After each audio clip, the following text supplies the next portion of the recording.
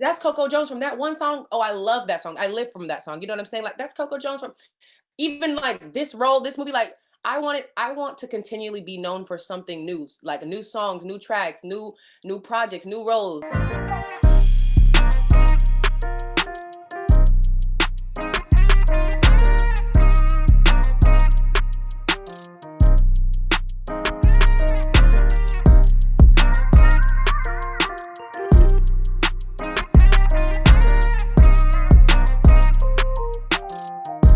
What's up, y'all? It's me, Darasha D, and I'm back. I know it's been a while, it has, but I'm back this time with Coco Jones, artist, singer, songwriter, you name it. She's here. Tell them, how you doing today? I'm doing great. Thank you so much for having me, girl. I'm so excited to be on your platform.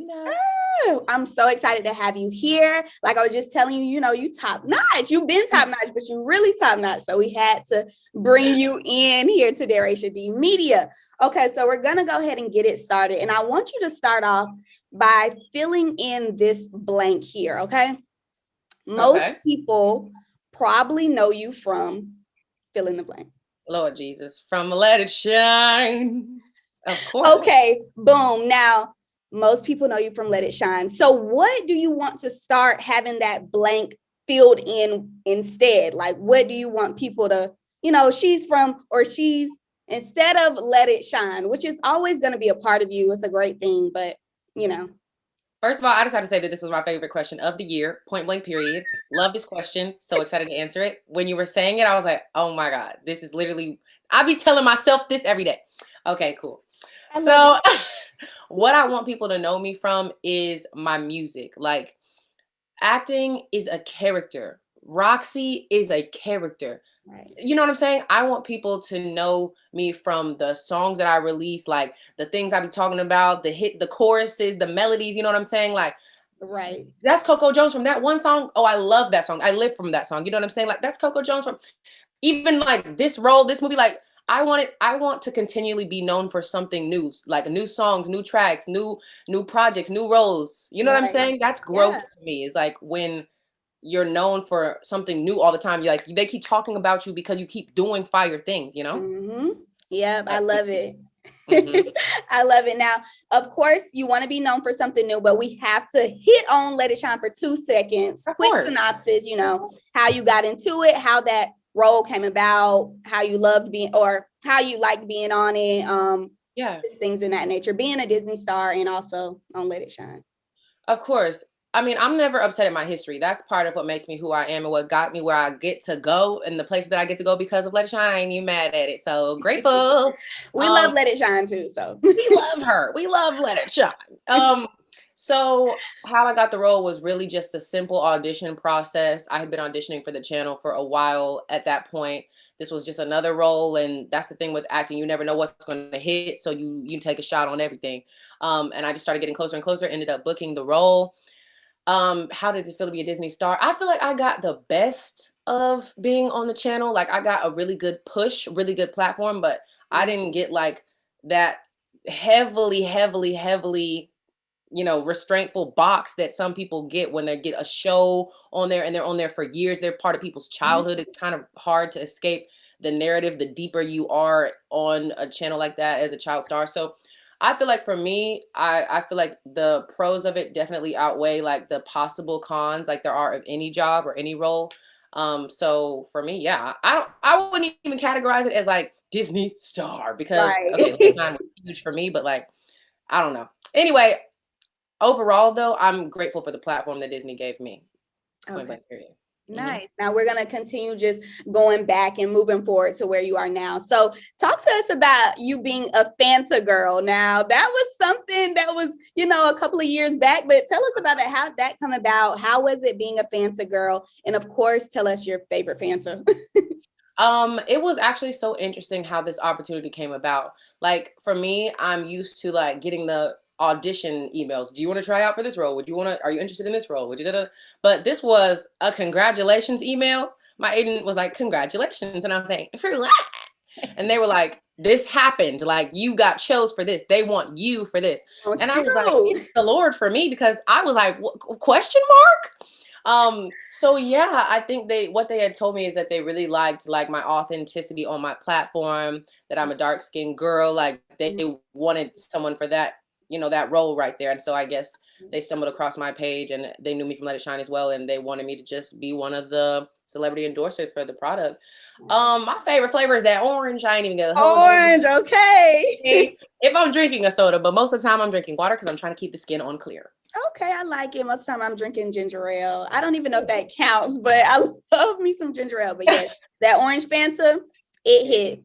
Now, recently you put out the video, like what happened that, totally went viral. Why did you think that now was the time to pretty much speak out, give that whole spiel on your platform on YouTube? Just why do you think that now was the time to give that? I didn't even think that now was the time. I just was like, I guess now's the time, because when I saw the reaction to the lady who tweeted, the girl who tweeted about, man, we failed her, da da da da. I was like, not y'all wanting to really like be like, really upset. Y'all was personally upset for me. So I didn't really feel like I was planning on telling my story. I wasn't planning on none of that. That just all like happened. But what I was shocked to find out is that people love the truth and they care about the truth. Like I didn't think people really cared. Right. People love the like inside details, behind the scenes type of feel. So of course they was going to be hooked to that. Now you still, of course, were in the limelight and everything, but how was that you kind of being in the limelight, but also still having this kind of normal adult life, young adult life, you still being able to live a little bit and also still being in the limelight? I feel like, man, everything happens for a reason, because I don't know who I would have been if I would have been everything I was asking for. Because I feel like I'm so humble and grounded and regular degular because I get to move in these streets a little bit and not have nothing crazy now on. Right. Like I've really gotten to experience a version of normalcy that I feel like some child stars just never get. Like they never get to be normal ever again, and that messes with your head. So like for me, I'm glad that I've gotten to grow and figure out who I'm not without like too much attention on me, so that way when I do get on the scene like heavily again, I know who I am and I'm okay with like who I am as a brand and as a platform and what I'm trying to say and who I'm trying to be. Super grateful for the balance that I've gotten to have. Yeah, I definitely took a notice to that balance. I'm like, I mean, she probably, loves that. You still get to live this sort of life and then, but still, get your job done, get your work done and in that sort of limelight. Now, Coco, you have been running YouTube. The stories have been going crazy. Do you have anything upcoming with some like new YouTube stories coming up? You just dropped one the other day now. What's so funny? I always was thinking, how am I going to get people to see how I am? Like they don't know who I am. And so another thing that's just like great is that I just get to connect with people and talk like this. So yes, I've been telling some crazy stories because I've gotten to do some crazy things, you know what I'm saying? Because I get to live and be normal. Right. So this story I'm about to tell is about this terrible first date I went on with this man and the trauma. Like I be cracking up editing it. Like I really be crying because it's just crazy. But yeah, that's one of my next ones gonna be coming out. Well, I'm so ready for the next story time on that. I definitely got to go tune into the last one that just dropped. But just like you were saying, we get to really see who you are, see that personality outside of everything else. Now, TikTok queen. So how did you, get on TikTok and use it pretty much as an advantage? I mean, you've been doing the mixes and really showing us your voice through TikTok. How'd you get on there and decide to use that as an advantage? So I saw it first from my brother and sister. They were all up on it. And I was like, not another platform that I have to be responsible for. I'm gonna have to add this to my posting schedule. No, I'm over it. I'm tired of already doing this on Instagram and Twitter. I don't even like Instagram and Twitter no more because I always gotta post. I'm not doing this. So I was like, I'm anti. Don't even show me. I don't even want to chuckle at none of it. But then I got it and I was like, LOL, this is hilarious. And then I randomly posted this one video of my mom. I did this one video and it was like, it was that song My Way or the Yep. Highway. And you know, it had some Oh, weird yeah. voiceover thing on top of it. So I did that and just caught my mom's natural reaction. And that thing went viral. It had like 3 million views in the morning. And I was like, now I'm obsessed. So then I just started posting stuff on there. But what really blew it up was that SZA remix, which I saw another guy honestly do a similar format of where there's a producer, there's an artist, and then there's somebody who remixes it. And I was like, ooh, cute. I'm gonna do that too. Cause it's a trend thing. You jump on the trends on TikTok. So I did my version with the SZA song and that blew up. It blew up. That's the only version I like. When I hear the song, that's all I know. That's all I know. Like, I'm not even trying to go ahead. Sorry. No, I was just saying that's it. That's all I know with it. Like, it's crazy. It's crazy. I remember the next day after I posted, I was like, whoa, like, okay. And then the next day I was like, whoa. And it just kept, I was like, hold it. What the hell going on? Right. It was shocking to me. But yeah, people really liked the remix. And I actually, because of the remix, like SZA noticed my page. And so we started talking and she gave me some great feedback and like great just like advice on being in the industry, being a dark-skinned Black girl in this industry, like really motivational stuff. So it just really, honestly, I know that like this is all gonna come together and it's gonna be something crazy. It's gonna be something crazy. I'm just so ready. No, we're all ready, definitely, Coco. So with the TikTok mixes that you have been doing, I mean, can we see any full like TikTok remix come soon, or maybe even a TikTok mix project?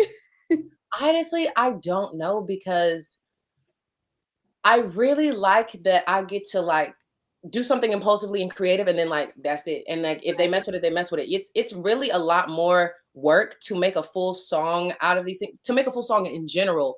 So for me, they're kind of like quick like escapes, like, oh, I have this idea, okay, blah, like spit it out, do this, and I'm out. You know what I'm saying? And I feel like all the energy that I want to dedicate is towards my own music, because that's a thing in itself, like trying to completely explain who I am as an artist on this next project, because I want my next project to be, I want it to go off. To go off. Okay. Take it off. Very much. Take off. Offset. Quavo. Offset. Quavo. Now, okay, so we spoke on TikTok a little, you know, those quick samples. Let's have a little fun. I mean, I don't know. How is your freestyling? How's your freestyling skills? Oh my God, I'm screaming. I actually do be freestyling. I'm not going to mess myself up. I very much do, but I'm going to keep it humble. Very much love it though. Look, I knew it. So let's just, you know, have a quick, like 3 rounds. I'm going to give you a word and you have to like freestyle. It can be sing, it can be whatever type of, you know, flow with it, but it has to be original. It can be a little twist, a sort of remix on something else, but it needs to be original. Okay. Okay, bet. Let's go. Okay. So first word we're going to go with is pandemic. Pandemic. Wow. I've been all up in the pandemic. Bet he wanna put his hand in it. Bet he wanna make me sing your name. But I ain't playing games. Waiting on the world to change. I don't know, sure. That's it. Okay. These little snippets, you might take these later on. All right.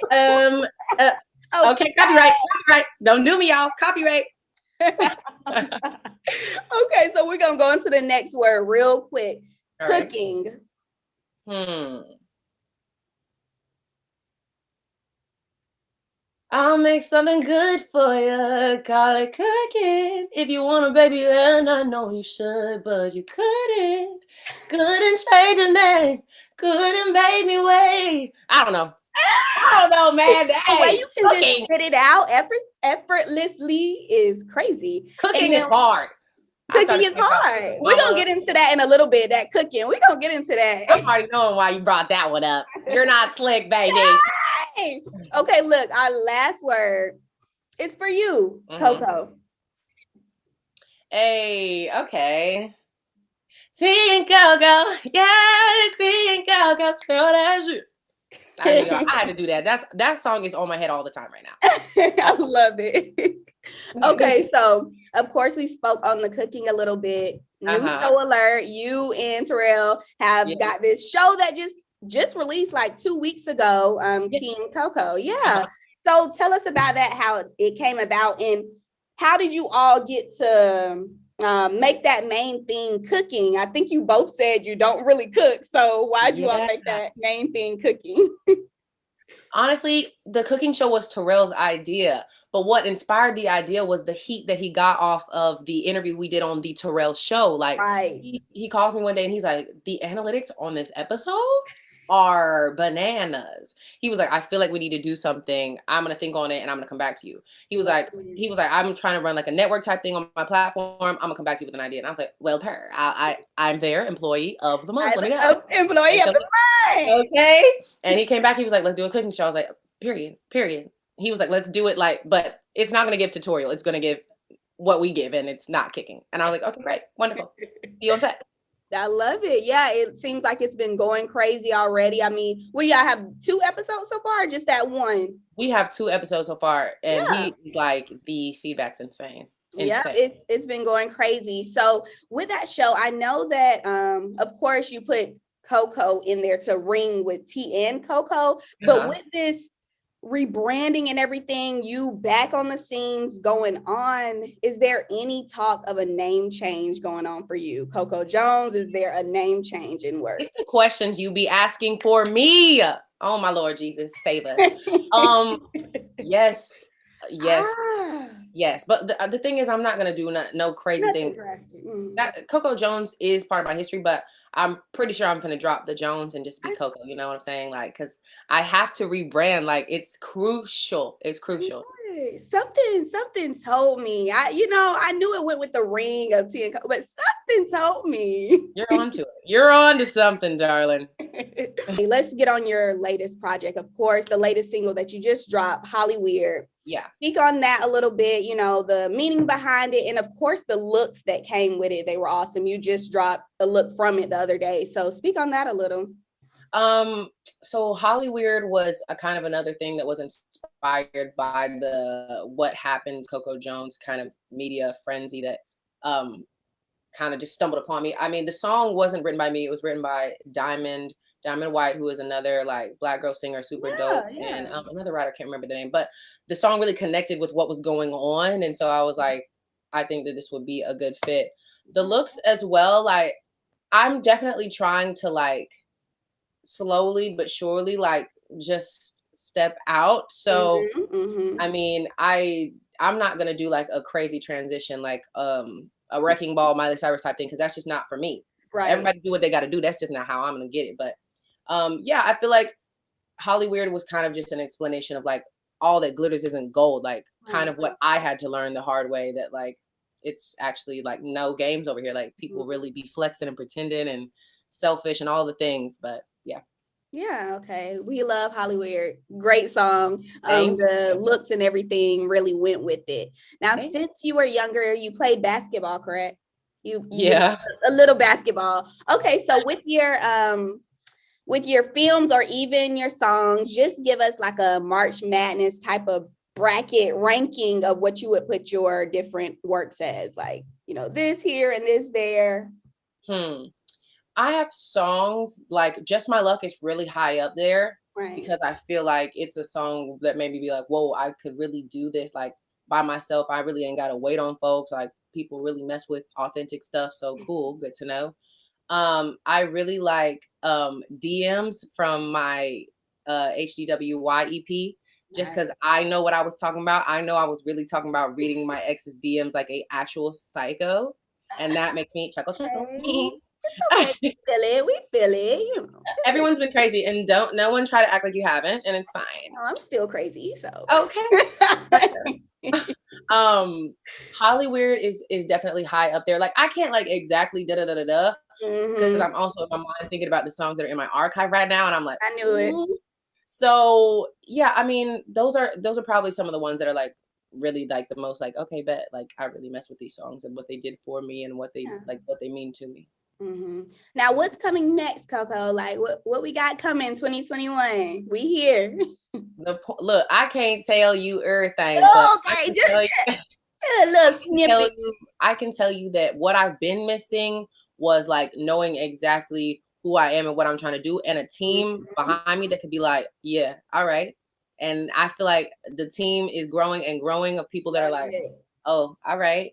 We And got so, you. yeah, We got I mean, you.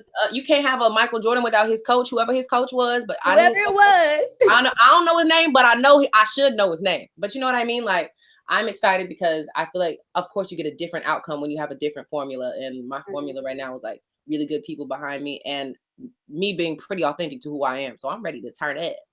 Awesome, awesome. Well, we can't wait for everything that's coming, this year and on to come. Now, to round it off, just leave us with like a little bit of motivation. We know you're into Monday motivation and it being Women's Month. So just give a little motivation for the women for, this motivational Monday. Yeah.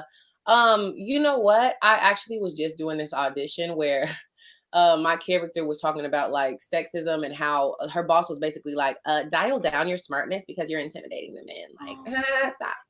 And I was like, whoa, you know what? This is really real. Like, so I guess my woman motivation is I'm going to talk specifically in a relationship because I also had another situation that's finna get rid about.